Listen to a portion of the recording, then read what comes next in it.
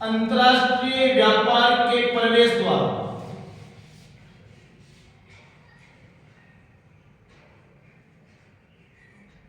अंतरराष्ट्रीय व्यापार के प्रवेश द्वार क्या है, समझते हो ना? किस माध्यम से व्यापार किया जाता है? तो अंतरराष्ट्रीय व्यापार के प्रवेश द्वार में बात कर रहा हूं तो समुद्री व वायु मार्ग। कौन से मार्ग है? समुद्री और वायु मार्ग जो है वो अंतरराष्ट्रीय व्यापार के क्या कहलाते हैं? प्रवेश द्वार। अब देखो इसके बाद में क्या, इसके बाद में है कि जो पूरे विश्व में जो व्यापार होता है, विश्व व्यापार में भारत का योगदान, विश्व व्यापार में किसका योगदान? भारत का योगदान। पूरे विश्व में जितना सभी देशों के साथ में जो व्यापार होता है उसमें भारत का योगदान कितने प्रतिशत है? तो उसका भारत में जो योगदान है वो 1% है, सिर्फ 1%, बिल्कुल कम है ना। भारत का योगदान पूरे विश्व में कितना है? सिर्फ 1% योगदान है। और ये योगदान जो है ये भी आजादी के बाद में इसमें वृद्धि हुई। आजादी के बाद इसमें क्या हुई? वृद्धि हुई। और आजादी के बाद में इसमें जो वृद्धि हुई अंतरराष्ट्रीय व्यापार में, विदेशी व्यापार में, इस वृद्धि के दो प्रमुख कारण थे। पहला कारण है इसका विनिर्मित वस्तुओं में वृद्धि, विनिर्मित वस्तुओं में वृद्धि, यानी जो मैन्युफैक्चरिंग चीजें हैं, ठीक है। और दूसरा है भारत की उदार नीति। भारत की कौन सी नीति? उदार नीति। भारत की उदार नीति।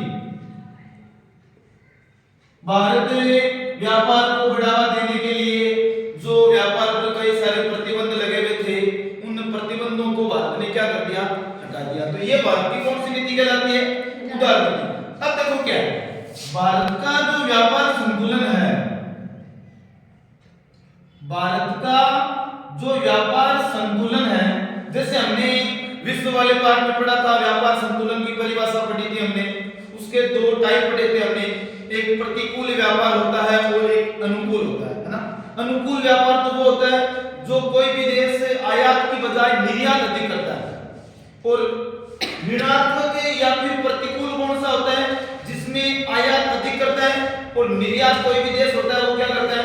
कम करता है। अब जैसे भारत का जो व्यापार संतुलन है वो व्यापार संतुलन ऋणात्मक है। भारत का व्यापार संतुलन कैसा है? ऋणात्मक, यानी प्रतिकूल है। अब ऋणात्मक का मतलब भारत निर्यात की बजाय आयात अधिक करता है, दूसरे देशों को तो चीजें बेचता है कम और दूसरे देशों से चीजें खरीदता है ज्यादा। अब अगर कोई भी देश आयात अगर अधिक करेगा, निर्यात कम करेगा, तब उसका व्यापार संतुलन कैसा होगा? ऋणात्मक, या फिर जिसको हम प्रतिकूल व्यापार संतुलन बोलते हैं, जिसको हम क्या बोलते हैं? प्रतिकूल व्यापार संतुलन बोलते हैं ना। तो लाइन लिखे नहीं आप यहां पर ना, भारत निर्यात की बजाय क्या अधिक करता है? भारत निर्यात की बजाय आयात अधिक करता है। भारत निर्यात की बजाय क्या अधिक करता है? आयात अधिक करता है। इसलिए भारत का व्यापार संतुलन है वो कैसा है? ऋणात्मक है। अब देखो एक चीज और छोटी प्यारा सा क्वेश्चन है कि भारत सबसे ज्यादा किन चीजों का निर्यात करता है और सबसे ज्यादा किन चीजों का आयात करता है, ये भी पता होना चाहिए ना। तो सर्वाधिक जो निर्यात है वो भारत करता है विनिर्मित वस्तुओं का। कौन सी वस्तुओं का? जो मैन्युफैक्चरिंग वस्तुएं होती है उनका सबसे ज्यादा क्या करता है? निर्यात। जबकि सबसे ज्यादा आयात किसका करता है? सबसे ज्यादा भारत आयात करता है, यानी खरीदता है दूसरे देशों से, वो है पेट्रोलियम, खनिज तेल। पेट्रोलियम पदार्थों का सबसे ज्यादा क्या करता है? आयात। और विनिर्मित वस्तुओं का सबसे ज्यादा क्या करता है? निर्यात करता है। ठीक है। अब एक चीज और, भारत सर्वाधिक किन देशों के साथ व्यापार करता है? तो सर्वाधिक एशियाई देशों के साथ। कौन से देशों के साथ? एशियाई देशों के साथ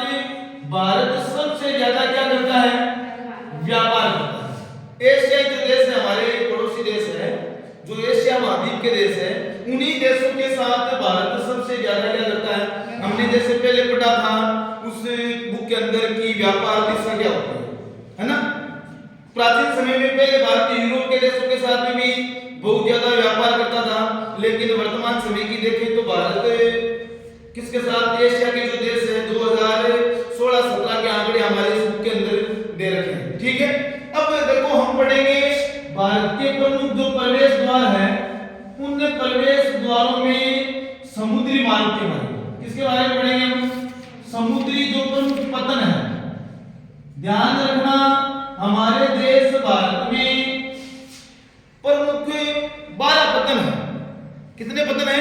प्रमुख 12 पतन, जिन पतनों से विदेशों के साथ क्या होता है, व्यापार। बाकी छोटे छोटे कितने पतन हो रहे हैं, 200। छोटे छोटे और कितने हैं, 200। प्रमुख 12 पतन है, जिन पतनों के साथ, जिन पतनों से विश्व के साथ में क्या होता है, व्यापार होता है। तो देखो हम एक मैप के माध्यम से समझेंगे यहाँ पर कौन सा पतन क्या है और कौन से पतन की विशेषता क्या है। जैसे इस बुक में से एक आपके डेट 3 नंबर का चैप्टर है, जैसे एक 1.5 नंबर का क्वेश्चन आएगा कि किसी भी एक पतन पर जैसे प्रश्न दे दिया कि कांडला पतन पर टिप्पणी लिखिए, या कांडला पतन की विशेषताएं बताइए, या फिर मुंबई पतन की विशेषताएं बताइए, या फिर कोलकाता पतन की विशेषताएं बताइए, या फिर हल्दिया की, या फिर पारादीप की। तो कुल 12 प्रमुख पतन है। कितने पतन है? 12। तो एक मैप के माध्यम से समझेंगे। इधर देखो,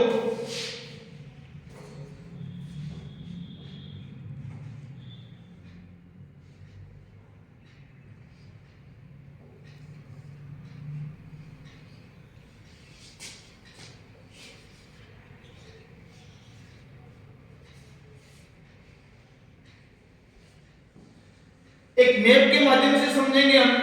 सबसे पहले जो पतन है यहाँ पर देखो, ये पश्चिमी तट है। ये कौन सा तट है? पश्चिमी तट। और ये कौन सा तट है? पूर्वी तट।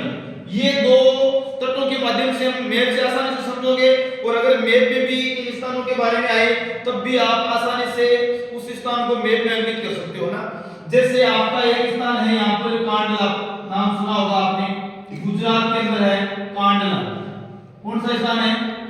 कांडला, जो गुजरात राज्य में है, जो राजस्थान के भी सबसे समीप पतन है। छोटा प्रश्न ऐसे भी है कि राजस्थान के सबसे समीप पतन कौन सा है, तो वो पतन कौन सा है? कांडला पतन है। ठीक है, उसके बाद में अगर हम पश्चिमी तट की बात करें तो यहाँ पर जो पतन है उसका नाम है मुंबई पतन। कौन सा पतन है? मुंबई। और ये भी महाराष्ट्र का है। और यहाँ पर एक और पतन है जिसका नाम है JNN पतन, जवाहरलाल नेहरू पतन, जो भी महाराष्ट्र का है। ठीक है, इसके बाद में देखो जो गोवा का पतन है, इस पतन का नाम है मार्मगांव पतन। कौन सा पतन है? मार्मगांव पतन। ये कौन से राज्य में है? गोवा में। और इसके बाद में अगर हम कर्नाटक की बात करें तो यहाँ पर एक पतन है जिस पतन का नाम है न्यू मंगलोर पतन, जो कर्नाटक का है। जो कौन से राज्य का है? कर्नाटक का पतन है जिसका नाम है न्यू मंगलोर पतन। कौन सा पतन? न्यू मंगलोर। उसके बाद में अगर यहाँ पर केरल की बात करें हम तो यहाँ पर एक पतन है जिस पतन का नाम है कोची। क्या नाम है? कोची। तो ये पश्चिमी तट के प्रमुख पतन है। 6 पतन हो गए। ये कांडला पतन, उसके बाद में मुंबई पतन, उसके बाद में JNN पतन, उसके बाद में मार्मगांव पतन, उसके बाद में न्यू मंगलोर पतन, और उसके बाद में कौन सा पतन हो गया? अब यहाँ पर जो तमिलनाडु हमारा राज्य है, इस तमिलनाडु में एक पतन है यहाँ पर दक्षिण दिशा की तरफ। उस पतन का नाम है तूतीकोरन। क्या नाम है? तूतीकोरन। उसके बाद में तमिलनाडु में और है, जैसे एक तमिलनाडु का चेन्नई पतन है, जैसे एक तमिलनाडु का और पतन है जिसका नाम है एनोर पतन। कौन सा पतन? एनोर। ये दोनों भी तमिलनाडु के हैं। ये भी तमिलनाडु का है तूतीकोरन। ठीक है, अब उसके बारे में, इसके बाद में अगर हम देखें आंध्र प्रदेश में, तो आंध्र प्रदेश में जो प्रमुख पतन है उसका नाम है विशाखापट्टनम। कौन सा पतन है? विशाखापट्टनम पतन, जो आंध्र प्रदेश का पतन है। ठीक है, इसके बाद में अगर उड़ीसा के पतन की हम बात करें तो उड़ीसा का जो पतन है उस पतन का नाम क्या है? पारादीप पतन। ठीक है। और इसके बाद में अगर हम यहां पर बात करें तो कोलकाता, प्राचीन भारतीय राजधानी, अंग्रेजों के समय भारतीय राजधानी थी ना, कोलकाता 1911 ईस्वी के अंदर हमारी राजधानी फिर दिल्ली बन गई। तब तक हमारी राजधानी कौन सी थी? कोलकाता थी। तो यहाँ पर तो ये तो हो गए पूर्वी तट के पतन, और ये कौन से पतन हो गए? पश्चिमी तट के पतन। तो ये भारत के प्रमुख 12 पतन है, जिन पतनों के माध्यम से विदेशों के साथ क्या होता है? व्यापार। ठीक है। अब देखो इन पतनों की विशेषताएं। सबसे पहली बात हम करें जैसे कांडला पतन। कौन से पतन की? कांडला पतन की। अगर हम कांडला पतन की बात करें तो कांडला जो पतन है ये कच्छ की खाड़ी के मुहाने पर है। कच्छ की खाड़ी के मुहाने पर स्थित जो पतन है, इस पतन का नाम है कांडला पतन। ठीक है। एक चीज हो, यहां पर पहले भारत और पाक का जब बंटवारा हुआ उस समय एक पतन था जिसका नाम था कराची पतन। क्या नाम था? कराची, जो वर्तमान में कराची कहां पर है? पाकिस्तान में। और विभाजन से पहले कराची कहां था? भारत में। तब उसकी क्षतिपूर्ति करता है ये पतन। उसकी क्या करता है ये? क्षतिपूर्ति। कराची की क्षतिपूर्ति वाला पतन है। कराची की क्षतिपूर्ति वाला जो पतन है, ये पतन कौन सा है? कांडला पतन। कराची की क्या करता है ये? क्षतिपूर्ति। उसके बाद में ये जो मुंबई पतन है, भारत का सबसे बड़ा प्राकृतिक पतन है। भारत का सबसे बड़ा जो पतन है, इस पतन का नाम है मुंबई पतन, जो भारत का सबसे बड़ा है। ये पतन 20 किलोमीटर लंबा है। कितना लंबा है? इसकी लंबाई है 20 किलोमीटर लंबा है ये। और अगर हम इसकी चौड़ाई की बात करें, 6 से 10 किलोमीटर चौड़ा है।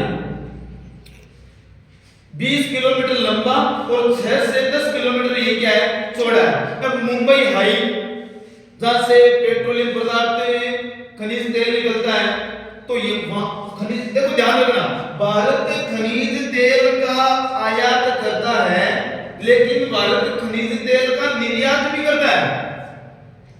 भारत खनिज तेल का क्या करता है? निर्यात भी करता है। आयात भी करता है, निर्यात भी। वर्तमान समय में हमारे बहुत सारे इलाके ऐसे हैं, जैसे अगर हम बात करें पश्चिमी राजस्थान की, जैसे मुंबई हाई है, जैसे असम का डिगबोई है, या फिर गुजरात की बात करें हम, तो खनिज तेल का हमारे पास में खनन भी होता है, तो हम निर्यात भी करते हैं और आयात भी करते हैं। 23.7% हम क्या करते हैं? आयात करते हैं, और 11.6% हम निर्यात भी करते हैं। दोनों ही चीजें, आयात भी करते हैं पेट्रोलियम पदार्थों का, और पेट्रोलियम पदार्थों का हम क्या करते हैं? निर्यात भी करते हैं। ठीक है। अब ये 20 किलोमीटर लंबा है और 6 से 10 किलोमीटर ये पतन कैसा है? चौड़ा है। अब देखो एक चीज, जेएलएन पतन, ये भी कहां पर बना हुआ है? महाराष्ट्र में बना हुआ पतन है। अब इस पतन की विशेषता क्या है? भारत का सबसे बड़ा कंटेनर पतन है। भारत का सबसे विशाल कंटेनर पतन, भारत का सबसे बड़ा कंटेनर पतन है। कौन सा पतन है सबसे बड़ा? कंटेनर पतन। कंटेनर जानते हो? विदेशों से जो बड़े बड़े जो रेल के डिब्बे के जितने जैसे जो कंटेनर आते हैं, तो सबसे बड़ा कंटेनर पतन है वो है जेएलएन, जवाहरलाल नेहरू पतन। अगर उसके बाद में हम बात करें मार्मगांव पतन की, कौन से पतन की बात करें हम? मार्मगांव पतन की, तो ये जुआरी नदी पर बना हुआ है। कौन सी नदी पर बना है? जुआरी नदी के मुहाने पर बना हुआ। जुआरी जो नदी है, उस नदी के मुहाने पर बना हुआ जो पतन है, उस पतन का नाम है मार्मगांव पतन। कौन सा पतन? मार्मगांव। उसके बाद में देखो न्यू मंगलोर, कर्नाटक का एकमात्र पतन न्यू मंगलोर, जिस पतन से चाय की, कॉफी का, ग्रेनाइट का, इनका आयात निर्यात यहां से होता है। अब देखो बहुत अच्छी एक प्यारा सा क्वेश्चन यहां पर कोची पतन के लिए, अरब सागर की रानी किसे कहते हैं? अरब सागर की रानी, तो अरब सागर की रानी कौन से पतन को कहते हैं? कोची पतन को कहते हैं।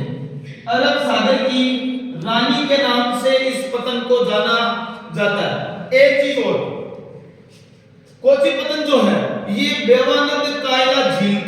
मुहाने पर बना था। कौन सी झील पर? बेवानंद कायला झील के मुहाने पर, कायला झील के मुहाने पर बना हुआ जो पतन है, उस पतन का नाम है कोची पतन, जिसको अरब सागर की क्या बोलते हैं? रानी बोलते हैं। अब देखो यहां पर एक है कोलकाता पतन। अंग्रेजों के समय इस पतन का विकास अधिक हुआ था, क्योंकि ये पहले अंग्रेजों की क्या था? राजधानी था, और ये हुगली नदी पर स्थित है। ये कौन सी नदी पर बना हुआ पतन है? हुगली नदी पर बना हुआ जो पतन है, इस पतन का नाम है कोलकाता पतन। इसके बाद में देखो विस्तार से पढ़ेंगे इन सभी पतनों के बारे में, क्योंकि बड़ा प्रश्न जब आएगा इसके ऊपर टिप्पणी लिखिए तो एक लाइन लिखने से हमें पूरे नंबर कोई देगा नहीं, तो इसके लिए हमें इसको विस्तार से पढ़ना। हल्दिया पतन, देखो आपने नाम सुना होगा चट्टगांव, ये चट्टगांव की पूर्ति करता है। किसकी पूर्ति करता है? ये चट्टगांव की। पारादीप। अब इसके लिए एक प्रश्न है प्यारा सा, भारत का सबसे गहरा पतन कौन सा है? भारत का सबसे गहरा जो पतन है, उस पतन का नाम है पारादीप पतन। जितना ज्यादा पतन गहरा होता है, उतना ही वहां पर बड़े बड़े जो पोत होते हैं वो वहां पर आसानी से रुक सकते हैं। तो ये बड़े पोतों के लिए अनुकूल भी है, जो बड़े बड़े जहाज होते हैं उनके लिए भी ये अनुकूल पतन है पारादीप पतन। इसके बाद में विशाखापट्टनम पतन, भारत का एक भू आपद पतन। क्या है? भारत का भू आपद पतन जो है वो पतन है विशाखापट्टनम पतन। तो ये प्रमुख 12 पतन है भारत के जो अंतरराष्ट्रीय व्यापार के प्रवेश द्वार, अंतरराष्ट्रीय व्यापार के क्या है जो